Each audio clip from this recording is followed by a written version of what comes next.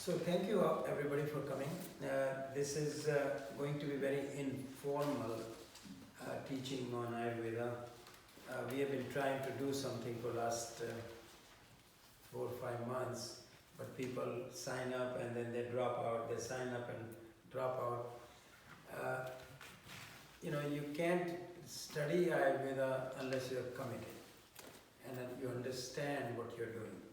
It is not just getting another degree, because that's not what Ayurveda is all about. Ayurveda is about understanding, digesting that information, and then implementing on yourself. Actually, you become the laboratory in Ayurveda, because it's all about personal experience. If you're not able to get that from Ayurveda, then it is of no use. Theoretical knowledge is not that much of use. I always say that knowledge without experience is worth zero. Experience without knowledge is a little bit better, but when you combine the two, then you really start to understand the complexity of Ayurveda. So without further ado, let's talk about what is Ayurveda, what is the need for Ayurveda in present day world, and how does it differentiate from the other practices of medicine. So the word Ayurveda comes from two words, Ayur and Veda. So Ayu, A-Y-U, means life. Veda means knowledge. So another Veda which you know very well is yoga. Yoga is knowledge of the mind. Ayurveda is knowledge of the life. So question comes up, what is life? If you're going to study life, you need to understand what is life. Is life your physical body? What is life? Well, breathing. Breathing. What else is life? What is life, Susan? It's an aura. I Energy. don't think of it as it's an energy. Yes. Yeah. Energy. Okay. Yep. Okay. Yeah. What do you think? What is So life? your physical body. Physical body? Mm-hmm. Okay. What do you think, Stasha? What is life? Energy, your chi, the prana. Yeah. So we all understand life little differently as to what we want to put emphasis on. Life is everything what you have described plus more. So that if we are going to study a science of life or the knowledge of life, we have to explore as to what is life. I remember when I was when I was starting to study Ayurveda, one time I asked my psychologist friend, I said, define life. So she thought for a minute and she said, life is a sexually transmitted incurable disease. Because we cannot define life in one word. We cannot say, oh, it is physical body. We cannot say it is energetic body. Then what about mind? Is that part of life? What about intellect? Is that part of life? What about our spirit? So, in modern medicine, we are very clear about what we are doing. We know the physical body.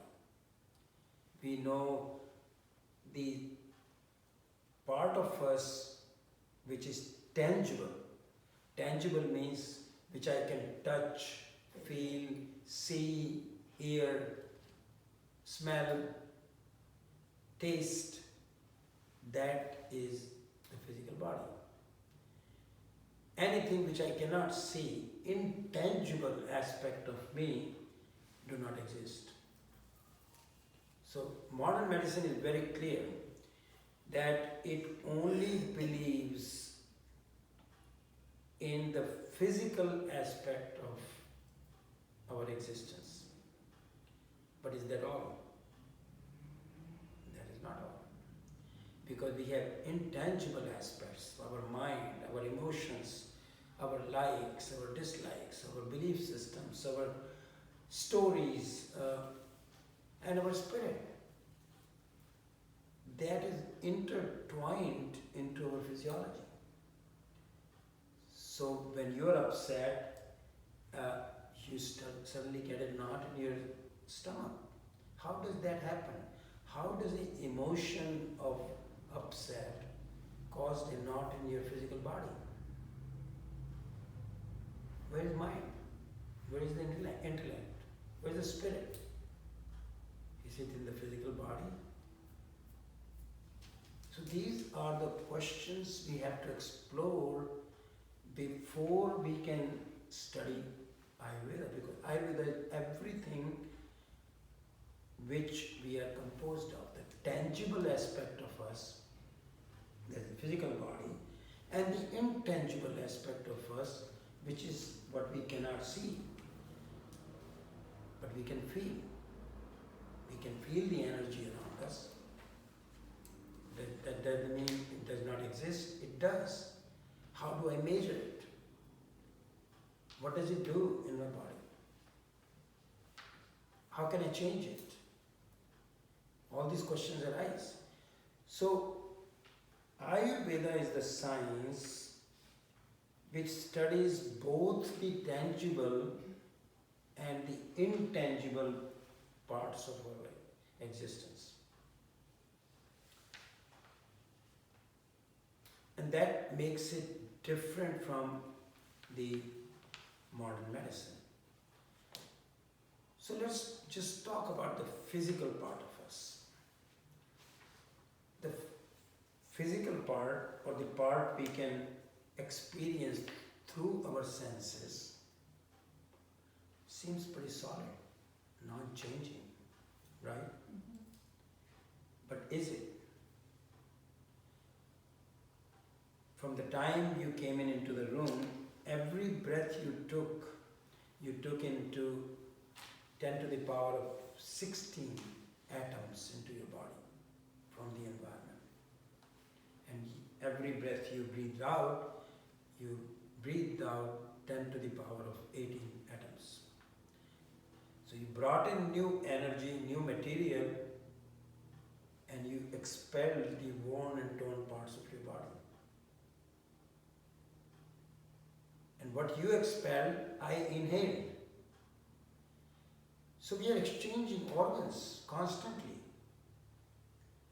You know, with radioactive isotope studies, carbon studies, it has been shown that atoms which I exhale with my breath, if I radio tag it, it can be seen in a peasant in China in 4 days. Actually, I have atoms of every other living being in this world. I have atoms which belong to Jesus Christ one day, or Saddam Hussein, or Adolf Hitler. We are exchanging organs constantly. We take in new material, stamp our name, it stays in us for a few days, or a while, and then we expel it. And then it becomes part of the environment.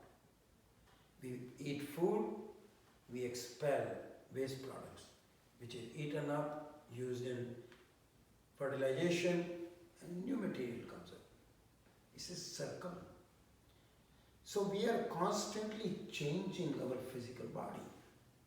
Actually, experiments have shown that 98% of the atoms in my body, I've got 3 trillion atoms, cells in my body. 3 trillion cells. That 98% of my cells are brand new every 2 to 3 years. Actually, this is 2020 model. 2019 is gone. So every year you have a new model. Which is a very interesting concept, which is not the way we look at our physical body. We say this is a stable part of us which is not changing, because our senses do not bring 100% truth. If my senses brought the truth, then I'll see the same thing as an eagle. An eagle can see a mouse on the ground 1 mile away. I cannot. So who's seeing the truth? Eagle or me, or neither one of us? I can put a telescope or a microscope. In modern medicine we do that. We have got electron microscope and we got all these magnifications just to extend our sensory apparatus. But it's still giving us the partial truth. A more powerful electron microscope tells me more, so the truth is changing as I'm expanding my vision. So I'm not getting the truth at any given time. Truth is only one. Truth cannot be changed. So the senses do not bring me the truth. A dolphin can hear ultrasounds. I cannot hear ultrasounds. So is dolphin listening to is the truth, or am I? Or neither one of us. So this is an important question, because if our senses are not giving us truth, then we think this body is stable, non-changing. But if I look it under the electron microscope, a cell is made up of protons and electrons. The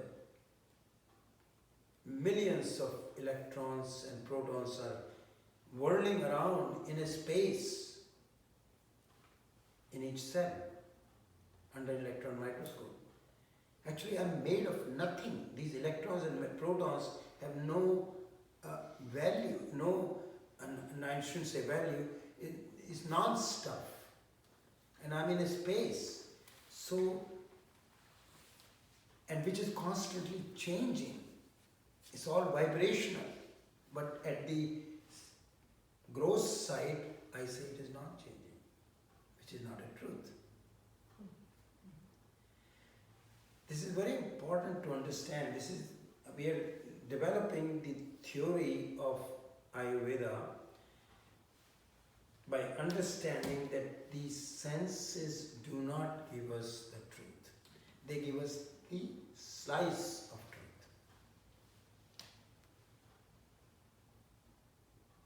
So, if they are not giving us truth, then in modern medicine we say, oh, this is the fact. It's not true. Because we are just extending our, we have got ultrasound machine, we've got CT scan, MRI, but these are all extending my sensory apparatus to find in little more detail about whatever I am studying. But because it is through the senses, it cannot give me the truth. It gives me a slice of truth. Very important to study. So in Ayurveda we say that at any given moment, you are the end result of all of your experiences metabolized in the past. I'll say it again. At any given time, I am the end result of all of my experiences metabolized in the past. So, what kind of food I have eaten, what kind of sights I have seen, what kind of relationships I have had, what kind of ups and downs in life, the emotions, the likes and dislikes, my stories, my belief system, all have led me to bring in certain experiences which are metabolized by the body, and I'm the end result of those experiences.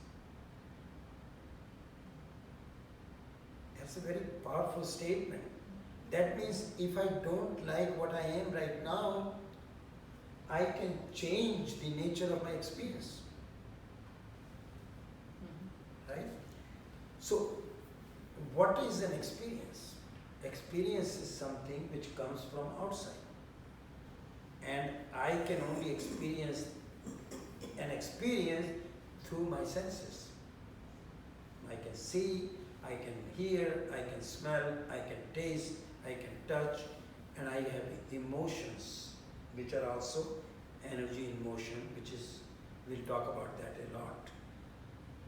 So these things which I'm experiencing, an experience requires an experiencer. What is an experiencer? What is that I which is experiencing all these experiencing and creating this? And then there is a process of experience. See, I cannot experience an apple without the apple going through the metabolic process, a digestive process, which is called the process of experiencing the experience. And then converting that experience into my mind and body. So I can change the nature of my experiences and create a different body, different mind.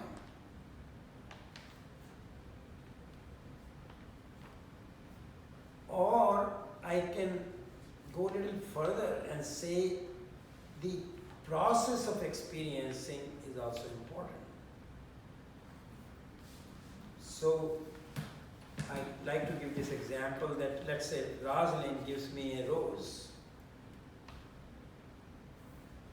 As soon as I see the rose, I go back into my memory bank and say, oh, last time I got a rose, I had a fight with my girlfriend or wife, or I had a pleasant experience, whatever. So I go back into that, and my expectations are that this time it will be the same experience. So I am not experiencing the rose Rosalind brought. I'm experiencing the rose as I experienced in the past. That is the process of experience. So I'm missing the rose she brought. I'm experiencing the same rose I experienced last time. So I missed that present moment. I'm in the past. Because my expectations are whatever I experienced last time, that's how this experience is going to turn out. So remember, we'll talk about this a lot, is the how do we bring that experience is also important. So there are now three things. There is an experience, there is a process of experiencing, and then there is an experiencer. All three have to be in tuned, synchronized, to make sure that my mind, body needs that experience. And who decides that? What kind of experience do I need? So these are all the questions I'm raising, because Ayurveda is a science which tells you how to synchronize the external environment to the internal environment, so that you can create a balance within your internal environment. It's very individual. I have a specific internal environment, and I need to bring those experiences which will be good for my internal environment. It's very specific. That's why Ayurveda is so much different than modern medicine. In modern medicine, we say coffee is good for everybody. In Ayurveda, we say no. Because the person's internal makeup, internal environment is different, and therefore we'll talk about this also a lot as to how to determine what kind of internal environment we have within us that makes us to bring in different experiences than suitable, because our environment internally is different. Therefore, if we want to synchronize the external environment to internal environment, then I have to make those choices which are good for me. And Ayurveda is a science which will teach us. Because when I look out, if I'm sitting near the ocean on the beach, I have millions of experiences which are possible in front of me. But I choose to bring certain experiences over others. What makes me choose those experiences versus the other experiences? How do I choose an apple over a strawberry? How do I choose a relationship, this relationship versus this relationship? There is an internal mechanism which makes me experience those experiences one over the other, a preference, a like and dislike. And how does it shape our destiny? So we are no longer a physical body. Physical body is the end result of the experiences. So is that based upon then, as you said, like the culmination of all the past experiences, or then do we, as we then are present in the moment, can we observe and choose to make a conscious choice, or, you know? You're absolutely correct, but you're one step ahead of me, so we are going to talk about that. What is the process of experiencing? How does it happen? So like when you're saying like you're sitting on the beach and you're looking at and then, so you're determining potentially. You're choosing. You're choosing, yeah. Choosing. Okay. If we had all the experiences, let's say we look around the room and I ask everybody to close their eyes. And now count the number of red colored things in this room. Right? We may not have even have looked at red colored things. We may be looking at blue colored things. Mhm. Why did we choose blue Yeah. and not the red? Mhm. So the brain can only function by omitting. Mm. So 99% of the input which comes into us is omitted. So filtered, in other words. Filtered. It's- And we choose certain things and we keep choosing the same things and we keep getting the same results. Mhm. So we are experiencing the same experiences and say, well, I want to change, but I don't want to change my experiences. Mhm. But in the meantime, from what you were saying, our cells are still changing, whether we are getting along with the program or not. You know, right? So what we are doing is, we are only changing the bricks and mortars, Mhm. the motor, but we are not changing the architecture. Architecture is our choices, our ideas, our concepts, our belief systems, our stories, our memories, our likes and dislikes. They guide us into choosing a certain experience over another. Mhm. So I may say, I don't like broccoli. Oh, why don't you like broccoli? Because my mother didn't like broccoli, my father didn't like broccoli. I was taught broccoli is bad, so I don't want to experience broccoli. Or it was never offered to you to experience. Correct. So I choose not to have it. Does that mean broccoli is bad? No. It means that my filters have prevented me from experiencing broccoli. So, one of the things we'll talk about is how do we let go of that architecture of who we are built on. When we let go of that architecture, when we let go of our ideas, whom we are attached so much, our belief systems, our likes and dislikes and memories and concepts, and when we let go of them, then now you're free to experience the totality of life. Because everything is brand new. Like a baby had no choices. It's just brand new world every moment. Because there's no past to infiltrate into the present moment. They're living in the present moment. So you see a baby, you can look through his eyes and you know they're in the present moment. But we are in the past or planning for the future. So we miss the now. You know, I always say that this is the most important moment in your life. And now this is the most important. There's nothing else. There's no question of saying this moment should have been different. It cannot be. It is what it is right now. I have no choice that this should have been different or could have been different. That is wishing. That is not the truth. Truth is the moment which is in front of you is the truth. And I will develop no stress if I accept the present moment as it is. So accepting the present moment as it is. Now, does it mean that I have to keep on accepting it for future? No.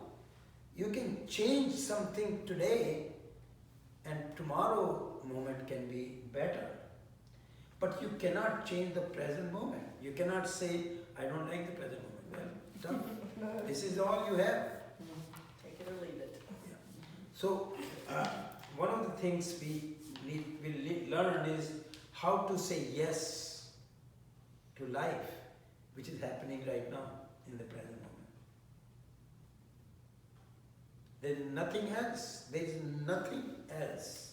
This moment, the whole universe has conspired to create this moment the way it is right now.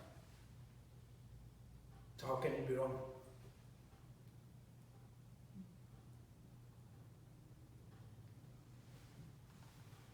Make sense? Okay. So let us talk about how we look at the different layers of our existence. And I've given you a triangle picture which shows the triangle. I made it into a triangle upside down to emphasize the importance of the body. So the lowest triangle is the physical body as compared to our totality. We think we are physical body, but that only constitutes very little part of us because it's always changing. The body is constantly changing. If you don't believe in reincarnation, you are being reincarnated every second because you're new. So it is like that you cannot step into the same river twice because the water is always flowing. So you cannot step into the same body twice. The body is always changing. So we give very little importance to the body. It doesn't mean that if body is disease, we don't do something to it. If there's a structural problem, you correct the structural problem. But body is the end result of the experiences metabolized. The process of experiencing is so important that I can change that body by changing the way I'm experiencing the experience. So is that clear? The physical body is an important part because that is the only thing we have which is carrying our intangible aspects of our existence with us. Without physical body, we wouldn't be carrying any of it. And our mind, our intellect, our energy, all that is carried through the physical body. Physical body is the vehicle through which we bring all this. Or vessel. It's the vessel, Change yeah, my mind it is. too, yeah. So second layer is the presence of an energetical layer. The energy layer is prana or chi. In Japanese we call it ki. In Middle East we call it ruh. Different words for the same concept, which is difficult for some people to understand. Of course, in this room, I think that won't be the problem, but let's understand what is energy. What makes your heart beat 24 hours a day? Nancy. What makes you breathe 24 hours? You're not responsible for it. No, it's an uncontrolled process. Or brain. Brain, when we are dead, brain is still there. The organ is still there. I mean, we don't have to think to tell it to. Right. It is automatic, Yes. right? But what is it? What is controlling the automatic mechanism in our body? What is making me eat an apple and it digests and becomes me? These are automatic processes. I'm not in control. If I was in control of my breathing, I would be dead long time ago. Because I'll forget. So what is controlling the automatic functions in my body? In modern medicine, we say it is autonomic nervous system. And if you ask me further, I will say autonomic nervous system is divided into two parts, a sympathetic and parasympathetic. Sympathetic is fight, flight or freeze, and parasympathetic is rest and sleep and rejuvenation. These two systems, which are part of autonomic nervous system, control the physiology in my body. And physiology controls my biochemistry. But in modern medicine, I don't know what is this autonomic nervous system. I know there are two parts. I don't know how to control it. So because I don't know how to control the autonomic nervous system, even though it is controlling my physiology and my biochemistry, I have no idea. So I say, well, I know a lot about physiology and I know a lot about biochemistry, so I'll chase biochemistry. So when you go to the doctor, you say, well, can you tell me whether I'm healthy or not? The only thing I have control over is my physiology and biochemistry. So I examine you, I check your blood pressure, I do blood test, I do a mammogram, I check the structure, the physiology and the biochemistry. And I get colonoscopy, mammogram, pap smear, PSA. If everything came back normal, then I'll tell you that you're healthy. Is that health? That is saying that it is absence of recognizable disease.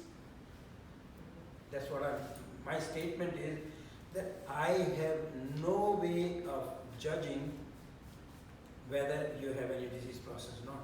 But with my knowledge and the instruments I have, I don't think you have any disease.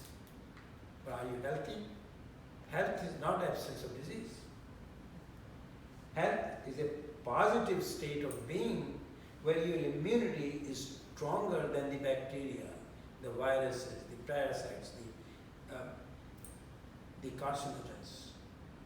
When you are surrounded by all this and you do not get the disease, that is called health. Health is a positive state of being. In Ayurveda, we pay a lot of importance to the word health. We'll come to that in a minute. So, in modern medicine, we go to doctor every year and he said, well, you're healthy. No, he's not saying that. With his knowledge and instruments, you don't have a recognizable disease. But 3 months later, you find a lump in your breast and you say, well, did it just happen? No, that lump has been there all along for the last 5 years. It was not recognizable by the instruments which I'm using.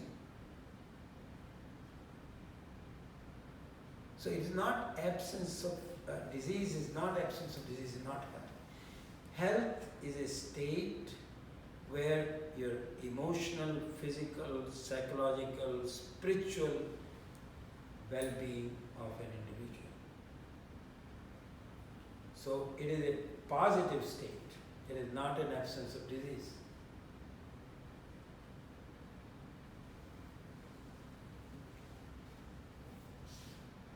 So energy, we call it prana or chi, is the force, is the vital force which controls the autonomic nervous system. So when we are dead, we don't have that energy. We have organs, but they are not working. Because the vital force which was controlling that energy is gone. It's like if I cut off the electricity, I still have a bulb, but it's not working. So I can say the bulb is defective? No. Should I change the bulb? No, it won't work. I have to turn the light on. So have you seen electricity? Tell me, what is electricity?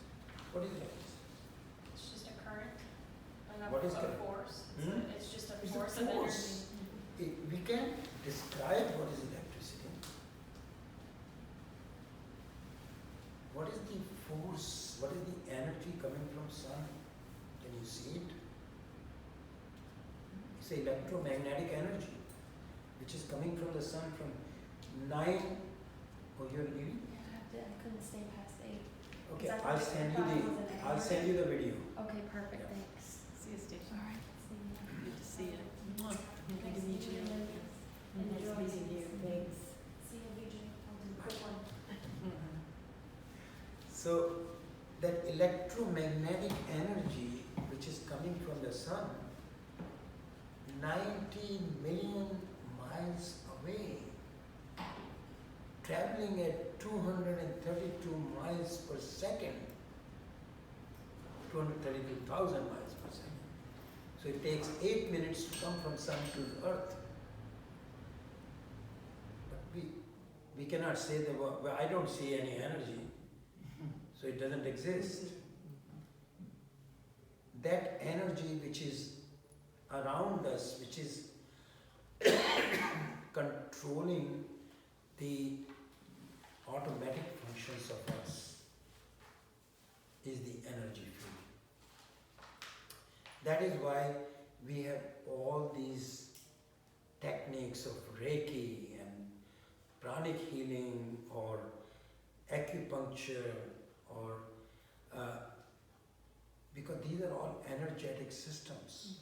Homeopathy is an energetic system. Even Ayurveda some of the techniques are controlling the energy. And so energy, when it is out of balance, leads to dysfunction of the autonomic nervous system, which causes dysfunction in the physiology, which causes dysfunction at the level of biochemistry. So if I had a tree, every leaf had fungus on it, would I go and spray every leaf, or would I treat the root? The root is the energetic imbalance, which is causing the imbalance in the biochemistry. But because when we treat the biochemistry, we don't know the cause, so you have to take the medicine every single day of your life. Your high blood pressure, take it every day. Because I don't know why you have high blood pressure. So you take the medicine to lower your blood pressure every single day. The day you forget, your blood pressure goes up. Because I have not gone to the root cause of the problem. And root cause is not physical. Root cause is energetic. Root cause is not even energetic. Something caused the imbalance of the energy. What is that thing? We'll come to that. Because this is the I'm on my edge of my seat here. this is the exploration what we are doing. Is the energy is the controller of the autonomic nervous system. The third layer is that of mind. So mind is a very interesting aspect of us. There are two types of mind. One is the primitive mind, which is attached through our senses to the external environment. So this part of mind controls what I bring through my senses into my mind for processing. But this is the automatic part of my mind. This is the primitive mind. It is intuitive in nature. All animals have a very strong primitive mind. So I don't want to call it lower, but it is a primitive mind is controlled by intuition. So is that then controlled by past experience? It can be little bit, but past experiencing of the whole herd and thousands of years of evolution Okay. is what So it's guides collective. the mind. It's like the collective consciousness. Collective, Builds on it. yeah. Mhm. So that herd, a buffalo herd, had learned over hundreds of generations is that be afraid of this. Mhm. So that primitive mind, which is intuitive, that herd hears that sound and says, I need to run away from it. Mhm. Or it sees a lion and it says, I need to move away from it. Mhm.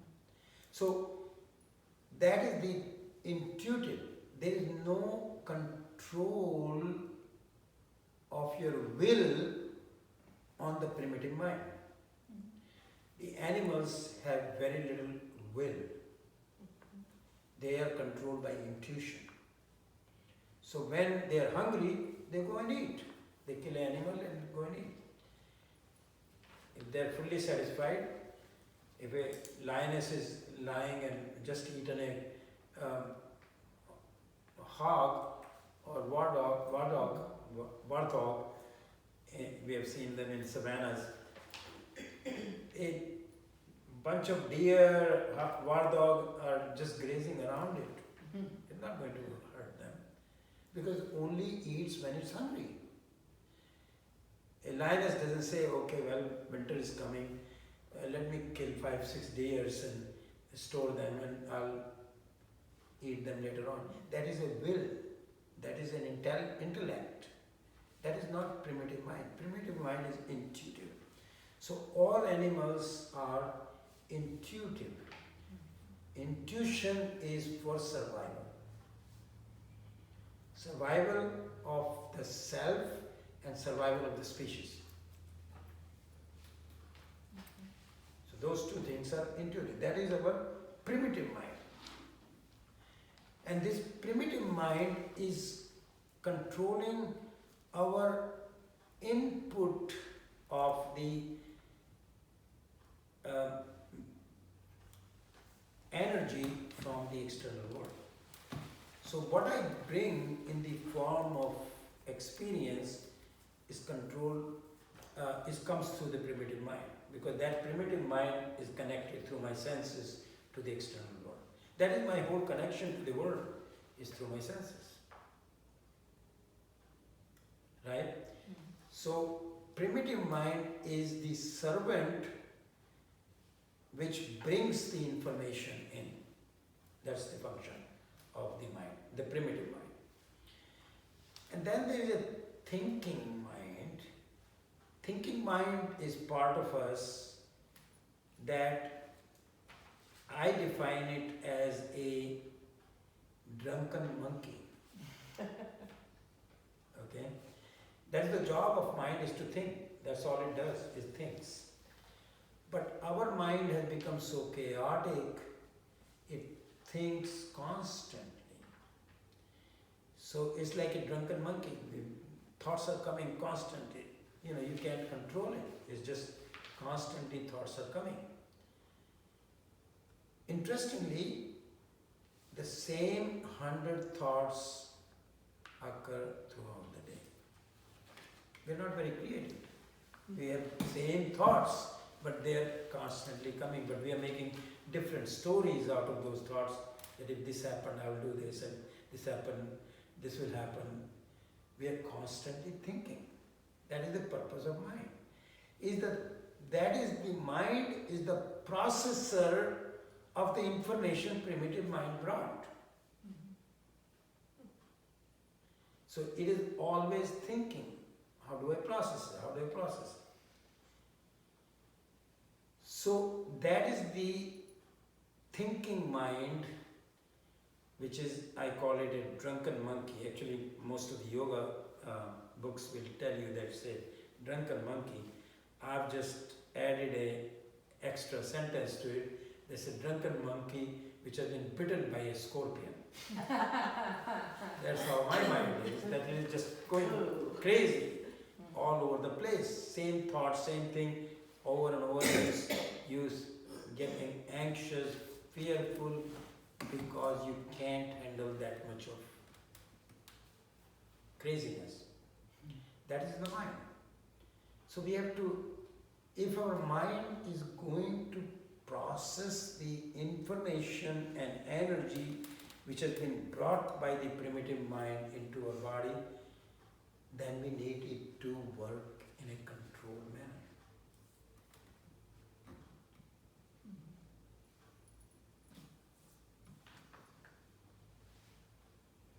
The mind, the crazy mind, is what is causing the imbalance in the energy layer.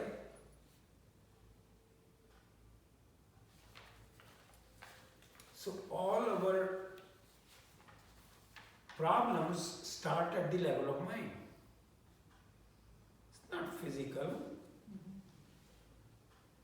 People say, well, coronavirus is all over the place, and we are just absolutely crazy about it. But coronavirus infects only few people, not everybody. Why? And no babies and stuff. Why? Why is coronavirus, is it choosing? I'm going to choose this person and not this person. No, it is how you process that information coming into the body. How does your immune system work? Because if mind is controlling the energy controlling autonomic nervous system is controlling all your functions. So if you have craziness in the mind, your energy is all depleted or working erroneously, your autonomic nervous system is working abnormally, your immune system is working abnormally. And you're more susceptible. You're more susceptible. Now, if you have a pre-existing disease which exposes you to, like Dick or somebody whose immune system is compromised, At the peripheral level, yes, it can enter. But it is up to me, like choosing, there is a wonderful book about anatomy of an illness by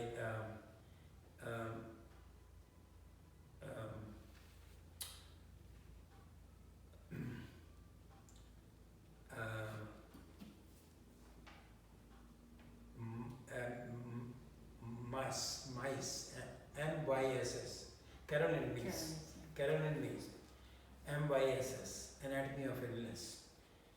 And she does a beautiful job. She says, we wake up in the morning and we have 100 units of energy. We go to the bathroom, go in front of the mirror, we say, oh my God, look at that crazy wrinkle I got yesterday. So 1 unit of energy went, why did I get this? Who is responsible for getting a wrinkle? Then you think, oh, my boss was really asshole to me yesterday. 1 unit went to think of that. Well, what am I going to plan for tomorrow? How do I behave with this person?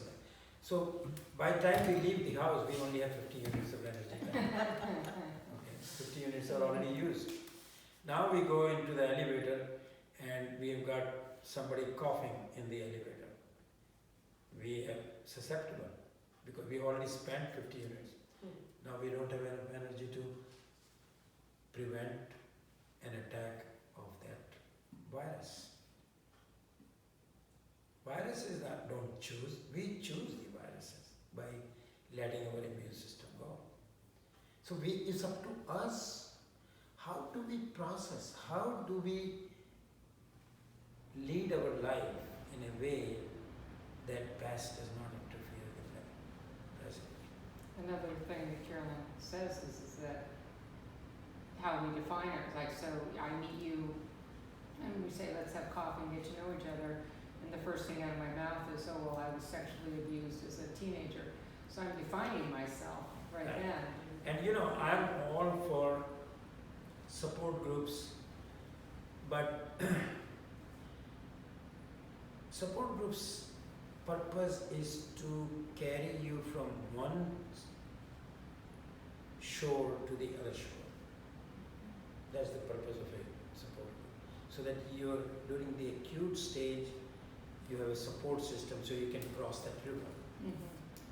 But most support groups keep you in the middle of the river. Every day they remind you, I'm a sexual abuse survivor, I'm a breast cancer survivor, I'm this. Why?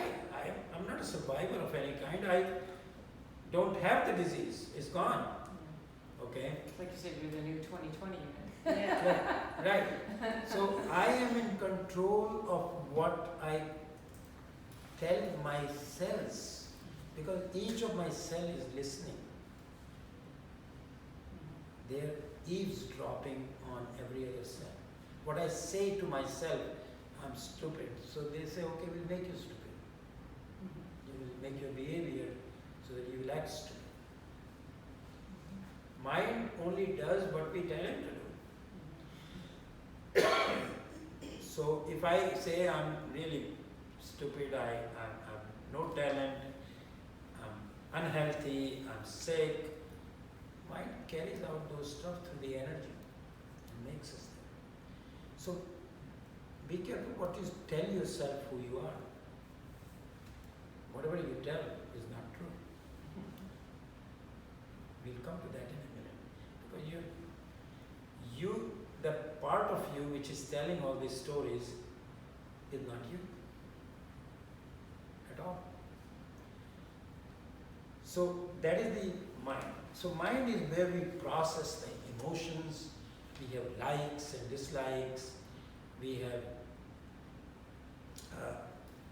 a part of the mind which is the superior mind. I don't want to call it superior, but more evolved mind is called intellect. So intellect is part of us which gives us the ability to do two things. One, to choose between right and wrong. Okay? And the second is that it gives us the capacity to act in a different way when we are exposed to a stimulus. So if I'm faced with a situation, I have three choices. I can do it in one way, respond in one way, I can respond in another way, or I have the choice of not responding at all. The three choices. That is intellect. Whether I respond or not, whether I respond this way, or not respond at all. No other animal in the animal kingdom can do that. That is because of our supracortical connections, and we have a bigger brain, and we have frontal cortex where we develop the intellect. So intellect is part of us which guides us into making the right choices. But again, it's part of the mind. So it is also taking the instruction from higher up. But it is filtering and saying, okay, I need to do it this way or that way. But it is controlled by my past experiences, by my belief system, by my society, by my family, teachers, friends. All have told me what is good and what is bad.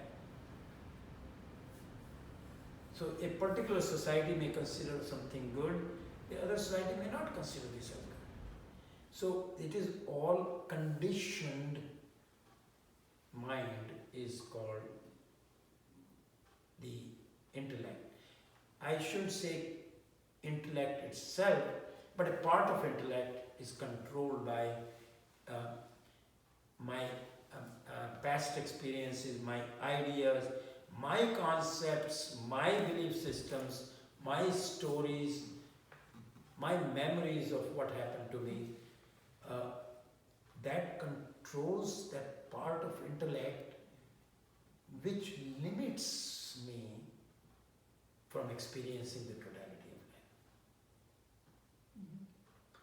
So, because of those limitations, I only experience a slice of the life. Ayurveda is a science which teaches you how to experience the totality of life.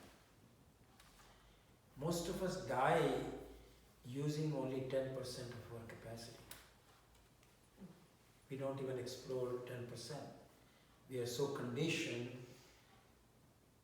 What pleasure it would be that you experience a new thing every day, like a baby.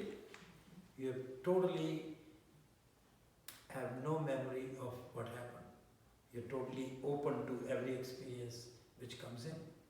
Like Buddha said, be like a baby. Then you will have experienced everything in the universe. So, the part of intellect which is controlled by all these things is called ego. And ego is part of us which has been told by somebody about me. Somebody gave me a name, Vijay. Somebody said you're a man. Somebody said you're short or tall, you're handsome or ugly, you're father, your teacher, your physician, your brother, your husband. They made me define myself by the roles I'm playing. So I play different roles and they say, this is who you are. And then not only they tell me who I am, because everything I know about myself has been told to me by somebody else. But then they also tell me how a physician should behave. When I was a surgeon, I knew what society expected of me. I need to wear a three-piece suit. I need to drive a Mercedes. I need to have a big bank account. I need to look successful. to be successful. I need to have, I need to go to parties. I need to behave in this way. I need to have 3 martinis. I need to eat steak. All these experiences I was supposed to have in order to play the role of surgeon. But I'm not a surgeon, am I? Surgeon is one of the roles I'm playing. An actor on Broadway who's playing the role of Hamlet is not Hamlet, is he? He's playing the role. So I'm playing the role of a surgeon. But then I say, well, I am surgeon. So I start defining me. Then everybody says, okay, we'll give you validation if you behave the way we want you to behave. So we'll say, you are a good surgeon. You're doing what we told you to do. So validation and then power over others boosts my ego. So when I was a surgeon, everybody told me that I can walk on water. And I thought I could. When you come home and your wife said, take out the garbage. Are you kidding me? I was just walking on water about an hour ago and now you tell me to take out the garbage. You see, we start believing our roles are us. That's where the conflict occurs. That's where we lose touch with who we really are. And Ayurveda says that is the cause of illness. That is the seed of illness. Is to bring experiences, because the ego controls the intellect, controls the mind, controls the primitive mind, controls the input coming into the body, controls the energy, and then creates a physical body. It's the ego which tells me, I know where the happiness is. You need to become chief of surgery, chief of staff. Here you have a big practice, you will be very happy. You go there, you become all that, and you say, well, this is not, I'm not happy. You say, no, I know. Let's go to this club, then you will be happy. Have a few drinks, then you will be happy. So you are running around, but you're not happy. Because you started believing that your roles are what defines you. Other way around, that you should define your roles. There's huge difference in that perspective of understanding that when I start believing that I am the role, then I start behaving the way I'm supposed to behave to function in that role. So Joseph Campbell, he was an archaeologist and a teacher and philosopher. He wrote a book, A Man with 1,000 Masks. That's what we are. We have got all these masks on us. And those masks show us how we're supposed to behave. So it is very time consuming, it is very stressful to wear the right mask at the right time and behave in the way you are supposed to behave. When you are a husband, you have to behave this way. When you are a son, you behave this way. It's very taxing. So Joseph Campbell said that purpose is to remove all the masks that you only have your true self. Then you have no stress. Because this is who I am. Take it or leave it. This is very important. I mean, yoga and Ayurveda has studied the mind. That is what Indian philosophers have done, is study the mind. Because that is the cause of our problems at the emotional, at the physical and energetic level. Unless we deal with that intangible aspect of our existence, the mind, the ego, the structure of the ego, That is what makes the architectural structure of our existence. Now we are removing bricks and mortars every day, but if we don't change the structure, we will not change anything. And the structure is changing dismantling that ego structure. Because that is what is limiting us from healing, that is what is limiting us from experiencing totality of life. Questions? How do you do that? We got 8 more weeks to study. Because I mean, the thing is that, you know, I mean, if you're, like, how do you define your role if your role's not defining you? It's like, you know, how do you Yeah, so figure that out? So, you know, the key is to become the director, producer of your own life.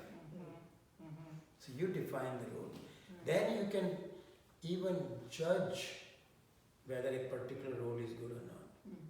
When you're fused with the role, you can judge whether you're doing it right or not. But if you become the director, producer of your life, then every role is just like any other role. You can see which role is fulfilling, which is not, and leave the ones which are not fulfilling. I read a quote yesterday that said, when you're living a lie, you have stress. Yeah. And that's exactly what Mhm. you're saying right Right. now. Mhm. Mhm. So, if I was fused with my role as a surgeon, and I had to stop doing surgery, so I have no existence, right? Mhm. Because I believe that that's who I am, and when I don't do surgery, I have no existence. I cannot tell you how many of my colleagues saved all their life that when I retire I'll enjoy my money. Mhm. And they retired at 65 and they were dead at 66 Mhm. because they lost their existence. All their life they did surgery and now they are not surgeons. And that was the norm too. Yeah. I mean, both my father and stepfather, you know, died in the mid-60s. It was like, so you would retire at 62 and you'd be dead by 65. So that was normal in a sense. And even Social Security was banking on it. It didn't know that we can define our life. Mhm. We can become the director of our life. We can become the co-director of our destiny. Mhm. We can create the destiny. This is what Ayurveda teaches, is how to control your destiny. So let's go further on this journey. And then we read to our higher self, the part of us which has been the observer, Mhm. the witness to everything what has gone on. Mhm. Actually, the only part of us which is permanent, mind has a little longer shelf life than the physical body, but the soul or the higher self or the spirit has the eternal life. It has got the longest shelf life. So all our life there's part of us which has witnessed everything what has gone on. That is the part which is permanent in us. That is what Buddha was talking about. His entire teaching was in 4 Noble Truths. He said that the cause of misery is, he said living in this life is full of misery. That was number 1 truth. After he came out of meditation, 25 years of meditation. The cause of misery, the number 1 was that living in this life is miserable, full of misery. The second thing he said was, cause of misery is our attachment to things, people, places, and I've added my ideas, my stories, my belief system, because that is what we are attached to. Our belief system outlasts us. Our physical body cannot last as long as the belief systems. People die with their belief system, you know. They don't want to give it up. So, the cause of misery is our attachment to people, places, and things, ideas, concepts, belief systems. There is a way out. That was the third noble truth. The way out is the middle way, he said, is through leading a righteous way of life, right learning, right earning, right behavior. You know, there are eightfold path of righteous living, and he described it 500 BC. This righteous way of living, and yoga has defined it 600 BC. The same things.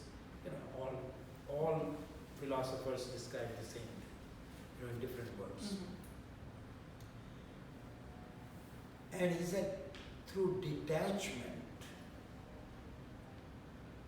Detachment means now you are established in your witness state, in your higher self, which is the undifferentiated consciousness, which is the most powerful part of us, that you are not attached to anything, your mind, your emotions, your intellect, your physical body, these are all temporary. Why would I attach to something which is temporary? I'll attach myself and be established in that higher self, so I can witness everything as it is going on without attaching myself to anything. So it would be like drunken monkey gets bit by scorpion and then sits and says, just got bit by a scorpion. Now what? Yeah. So And the moment you start observing Yeah. and witnessing, Uh-huh. things start behaving properly. Even the mind starts behaving because somebody is observing you. See, you're put an actor is acting on his own, but now you put the director, and in front of the director, the actor is behaving differently. Body is the result of all this behavior. So that place, this field of universal consciousness or higher self or the spirit or soul, people call by different names. I call the undifferentiated field of energy, which everything arises from that. And in Ayurveda, we'll talk about it next time on this issue. We will talk about how Ayurveda looks at creation of universe. But there is only one energy. There's only one truth, not two. And my consciousness is different than yours. That is religion. Religion is man-made. This is spirituality. It is the definition of spirit is that is undifferentiated. It can create anything. Everything is created by the spirit, and it is part of the creation. So this is an interesting fact which you will be interested in knowing, is that Ayurveda says in the beginning there is this field of undifferentiated consciousness, and it doesn't have to know anything except itself, right? And the field wanted to know itself, wanted to experience itself, that created three. Because the moment it wanted to experience itself, it created an experience, the process of experiencing an experience. We'll talk about it next time. That is how the universe was created. But this universal spirit and individual spirit, there's a slight difference if you believe in the theory of reincarnation, that spirit comes with certain attachments, certain likes and dislikes from previous But that could incarnation. be, again, that could be even looked at as being like that genetic herd instinct, the primitive body in a sense that. Yeah, that is at the physical All that level, construct, but we could have some likes and dislikes which are built into our genetic system, or from millions of years of our tribe or our society's experience is now coded into our DNA. And that's definitely possible, and that could be what we call as samskaras or vasanas we were born with. But I'm talking of the spirit from where everything is created is universal. Is Ayurveda and yoga both believe in this philosophy called Samkhya philosophy, that this field was never created. Because if you say it was created, what was there before? Who created it? What was never created? This field, Okay. this universal consciousness, undifferentiated field of energy was never created and never shall die. Okay? It can never be cut into pieces. It can never be explained as to what it is. Any word you use to define that field limits it. It's like electricity, anything which you use to describe it, limit it. I have a story of a 11-year-old kid who goes to his dad and says, "Dad, what is electricity?" And Dad says, "I don't know what is electricity." He said, "Come tomorrow, I'll tell you what is electricity." He thought the kid will forget. Next day the kid comes again and says, "Dad, what is electricity?" He said, "Okay, come here." He have him stand on a stool, he takes the bulb out and he said, "Put both fingers in there." He said, "That is electricity." So, same thing, this field of energy is experiential. You cannot define it. And the only animal who can experience this field is human beings, because of our intellect, because of our ability to differentiate between right and wrong. So there are only two things which differentiate us from animals. One is that we have the power to learn something and then teach others about that. We can share that knowledge with others. This is the first part. And the second part is we are the only one who can explore the nature of this consciousness. We'll never find it because we are part of it. Because we are part of it, the moment we start to explain that consciousness, it changes. That's the Heisenberg's theory. That quantum physics, it says the moment you start observing the field, it changes. So, back in 90s, we were told that quantum physics will find a theory of everything. Even, what is his name? The guy who died? Hawkins. He had theories, but it could not be explained. So this is the theory of everything. This is the underlying field of information and energy, which is undifferentiated. It can change into energy, it can change into matter. It is unpredictable. And the field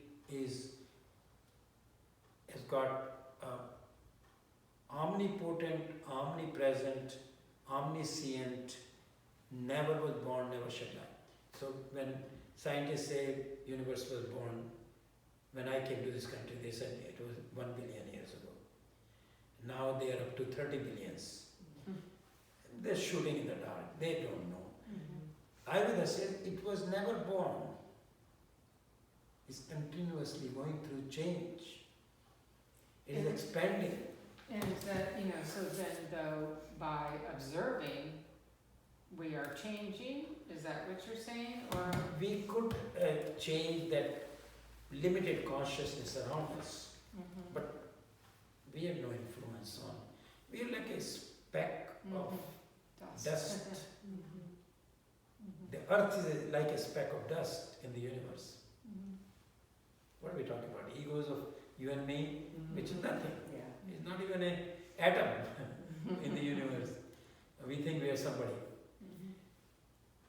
That when we become established in that field is when we become the director of our life.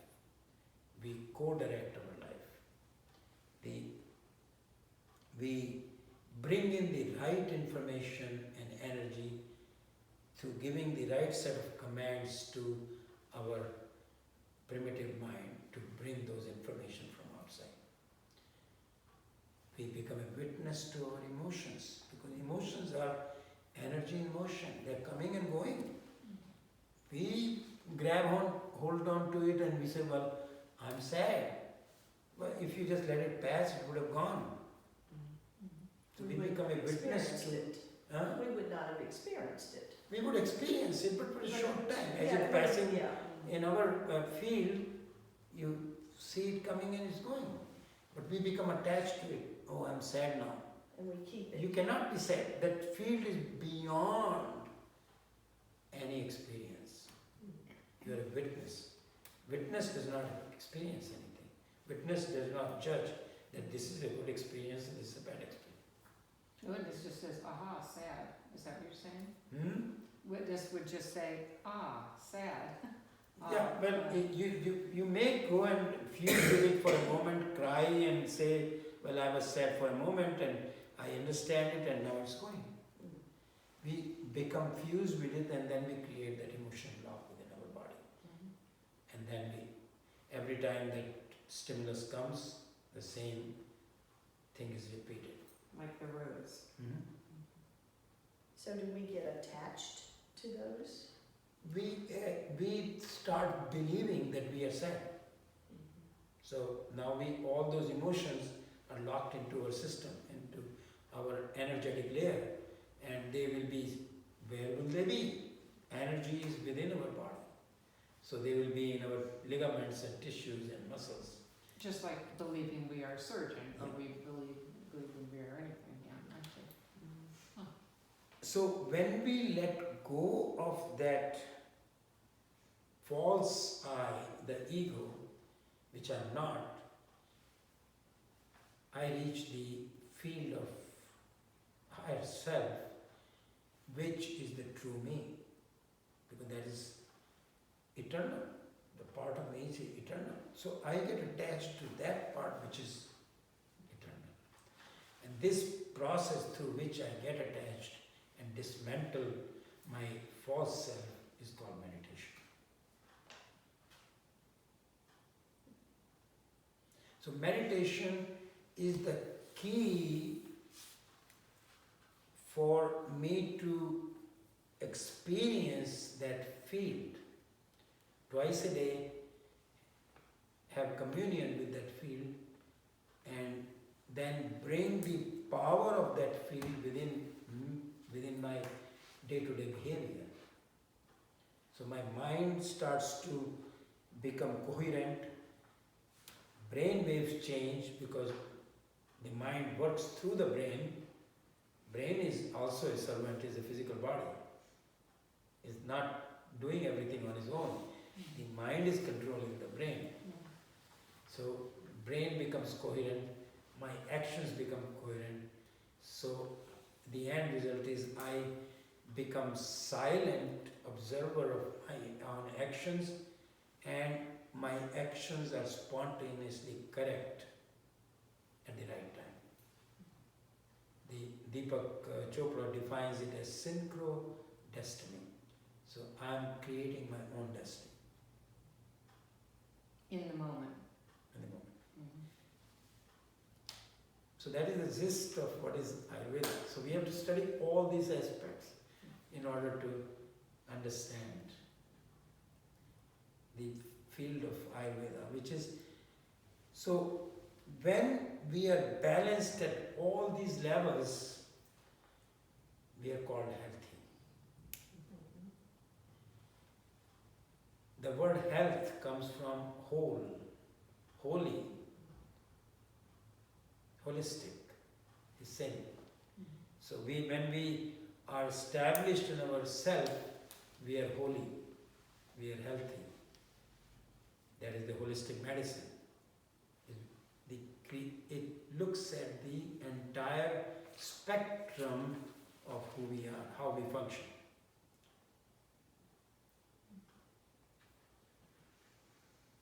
So it has spiritual part to it, it has preventive part to it, it has holistic part to it, it's got all kind of behaviors which we need to do so that we can train our mind to do those behaviors until we are getting ready to be established in ourselves.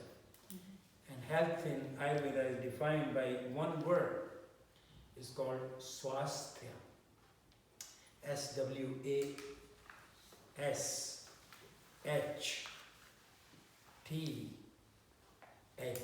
SWASHTHYA. Swasthya. Made up of two words. Swa means self. Swasthya. SWASTHYA. So it is swa means self. Thaya means state of. So swasthya means when I'm established in the state of my higher self, I'm healthy. That's it. So, I remember as a child when we used to go for walk, people will ask each other, swastho. They didn't probably understand what they're doing, but it was kind of social thing. Swastho means, are you healthy? Are you established in yourself? Now, how many people are? Very few. So that requires the meditation, which leads you to that state. And in Polish it's smacznego, which is like to your health. Yeah. Yeah, so it's interesting how different cultures do say something like that. you know. Absolutely, yeah. Uh-huh. So questions before we go into meditation. We'll practice a little bit of meditation.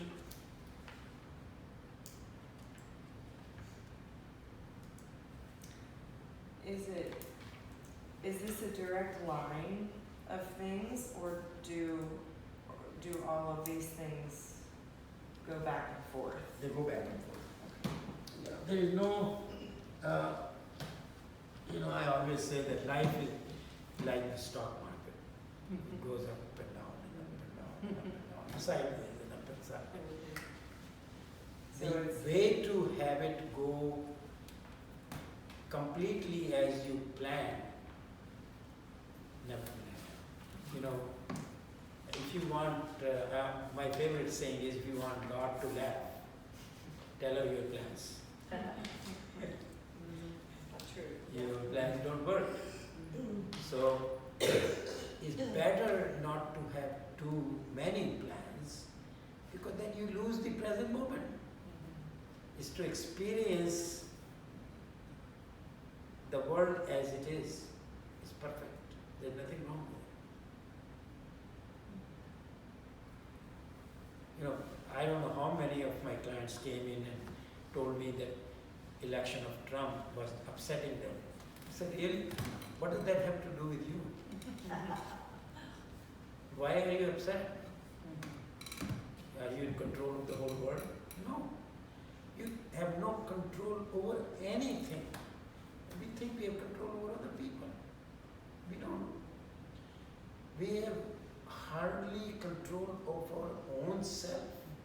That requires a lot of meditation and control.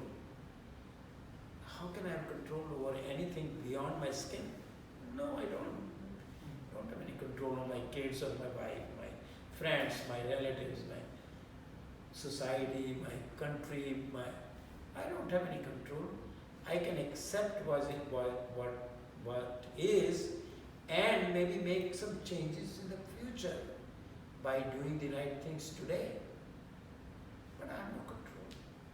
None. Zero. I'm just upsetting myself if I think I've got control. We think when we were younger, we thought I control my children. No, you don't. So, I think accepting the life as it is, saying yes to life, because life is happening right now. When you are lost in the past or in the future, you're not experiencing the present moment. You can change the next moment by some planning, but you have to accept the present moment as the truth. That is all it is. I like that.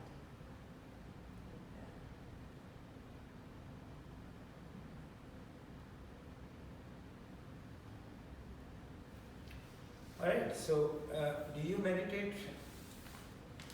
So tell me about meditation. What is your concept of meditation?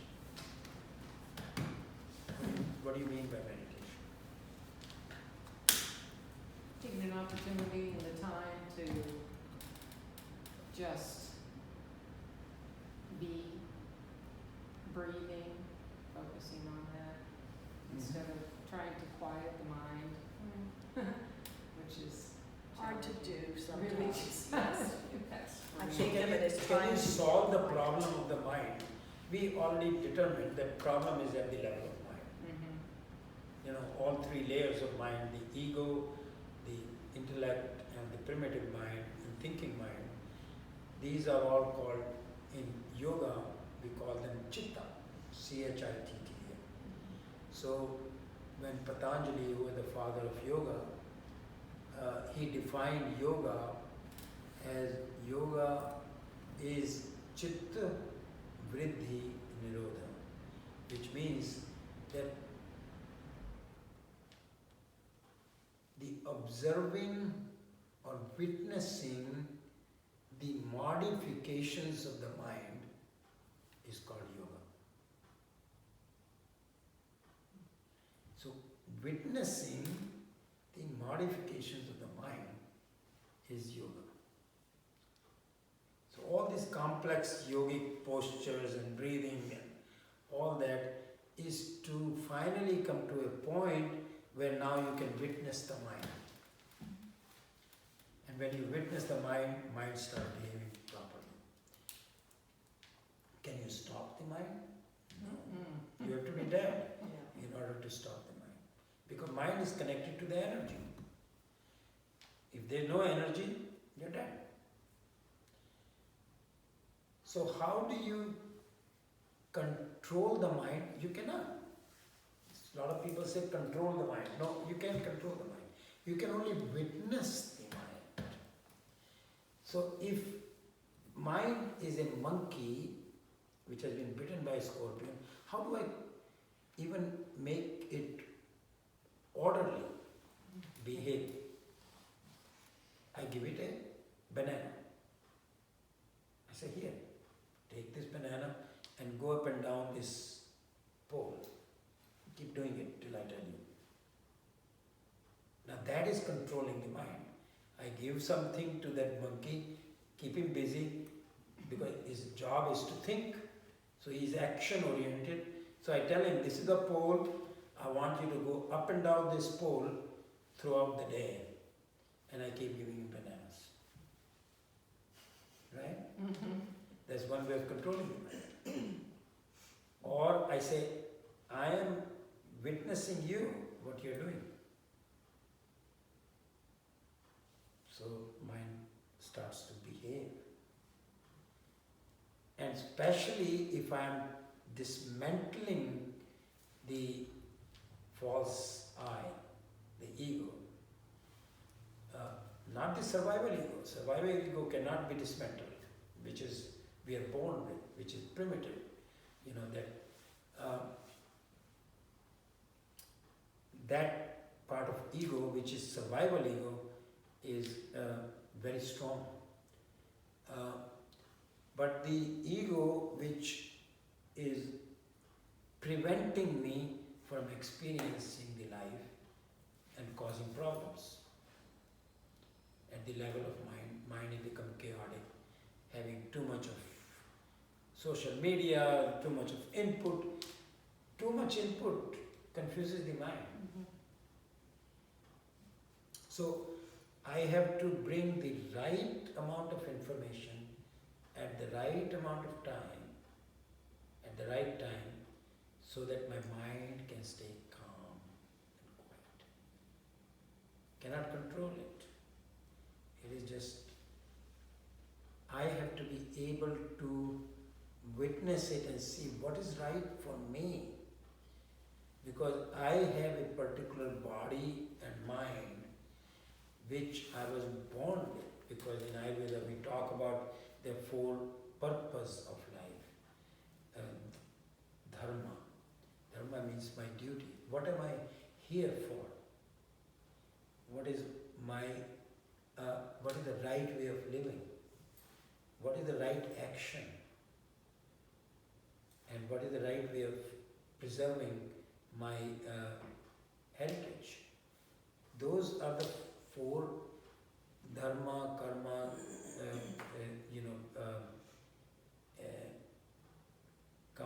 kama, and there are four of them. So I just described it. So those are the four things which you have to do. That is the purpose of your life. So to carry out that purpose, I've been given this body which needs specific. So it's like you said to me with the selective hearing. Yeah. Having selective hearing, that you choose what you want to hear. So input should be the right input at the right time. So that it doesn't matter what you're bringing, I have no control over what you're bringing. I have only control, which is difficult to control what I bring into myself. So meditation is the process through which I go beyond the mind. Because you can't solve the problem of the mind through thinking. Because then you're hiring a thief as your bodyguard. It's not going to work. Because it will make you think and say, okay, well, let's do this. It's never going to solve. Yeah, you're like the Yeah, drunk monkey. you're in Right, exactly. merry-go-round. So you have to go beyond the mind. And to go beyond the mind, you have to break that veil of that ego. So you have to go beyond the mind, so you have to keep the mind busy with something. And in yoga we define that something is a single-minded focus. So all meditation techniques have been devised to create a single-minded activity, focus, so that your mind can stay busy doing that, and then you go and have a communion with the higher self. Eventually the mind will become quieter. It is never silent. You can, instead of having thoughts coming like this, it may have thoughts coming like this. And when there is a gap between the thoughts, that's where the higher self is. So that is where we want to go, is to fall into that gap and experience the higher self. And when we experience the higher self on a twice daily basis, we start to become the co-director of our life. Okay? So let's practice. So you do breath work. What do you do, Susan? Breathing. Breathe. What about you, Nancy? Some breath and just some mental things. So if you are thinking, I just try to just focus on something, I just try to quiet my mind. how? Like a lot of times I'll just think of just a beautiful sunset or something that I can look at or in my mind think about that doesn't go rambling in other directions. Correct. So we are doing a single-minded activity. Now, in yoga we have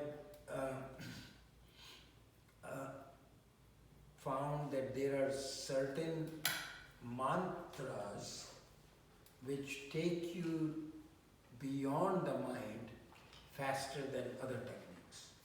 So these mantras have been used millions of times, so they have a trodden path, so they get you there quickly. I think if you just say your name, Vijay, Vijay, Vijay, Vijay, Vijay, in your mind, eventually it will be able to, that is single-minded activity, it will take you into a quietening of the mind and beyond the mind. It may take a long time, but it will eventually take you there. The idea is to do it for 20 minutes in the morning, 20 minutes in the evening. And at our center, we have developed a specific meditation. It's called quantum breath meditation. So we use breath to calm or quieten the mind, and then we use a single-minded activity like focus on a third eye or focus on a mantra to go beyond the mind. So that is the practice we do. We won't do the entire practice, but we'll do, because the part of breathing is very fast breathing, and that at night is not a good idea to do because you will have trouble sleeping. So we'll start with doing alternate nostril breathing. So close the right nostril with your thumb.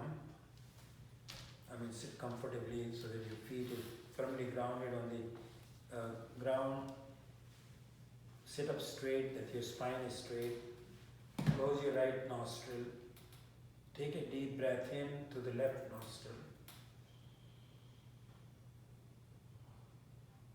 Close the left nostril and breathe out slowly through the right nostril, taking longer to breathe out than you did to breathe in.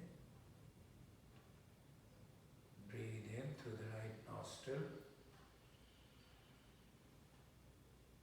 Close the right nostril and breathe out slowly through the left nostril.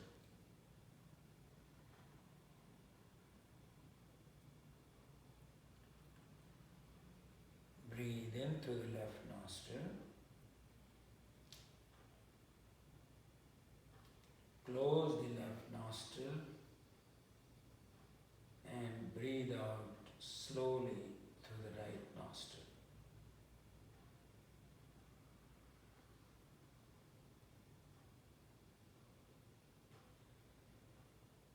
Breathe in through the right nostril.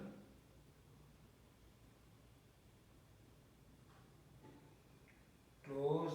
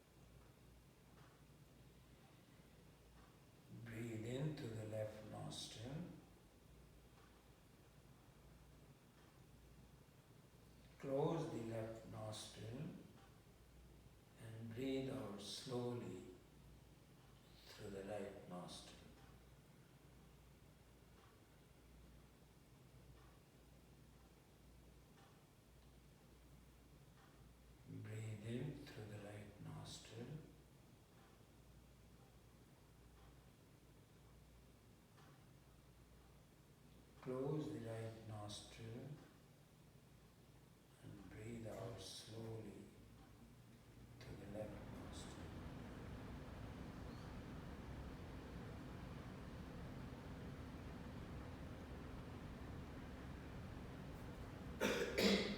Now breathe normally.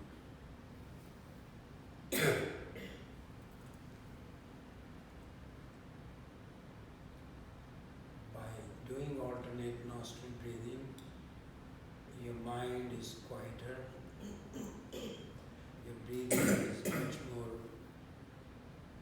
organized.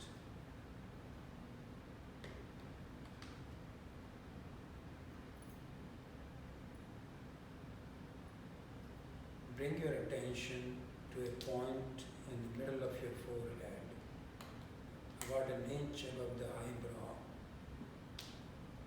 the bridge of the nose. This is the third eye or the sixth chakra, the center for intuition and knowledge. Focus on the third eye.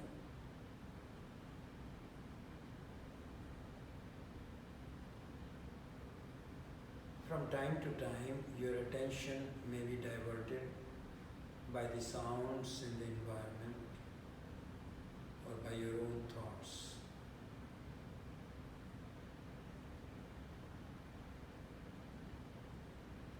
When you notice that, gently bring your attention back to observing your third eye.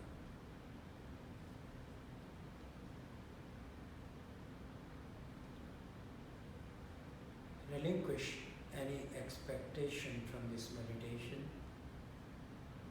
and simply be a witness to your third eye.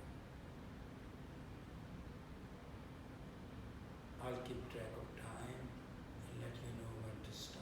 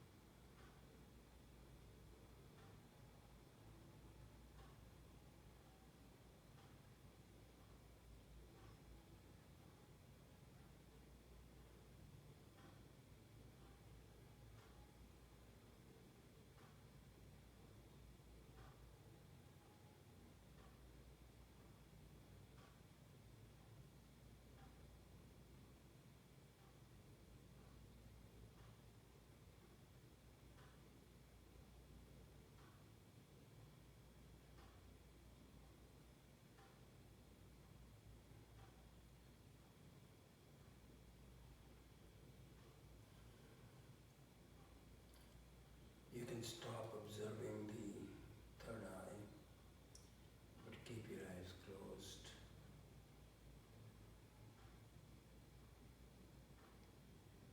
Gradually bring your attention to this room. Wiggle your fingers and toes.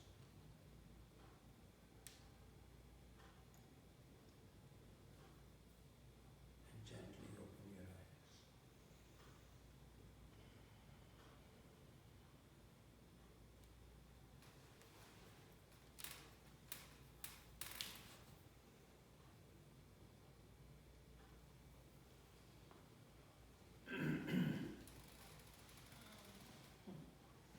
How do you feel? Good. Good. So we did a short meditation, about 10 minutes. Normally we like to do it 20 minutes. So 5 minutes of breathing, 20 minutes of meditation, 25 minutes morning and evening. And Deepak says it'll change your life.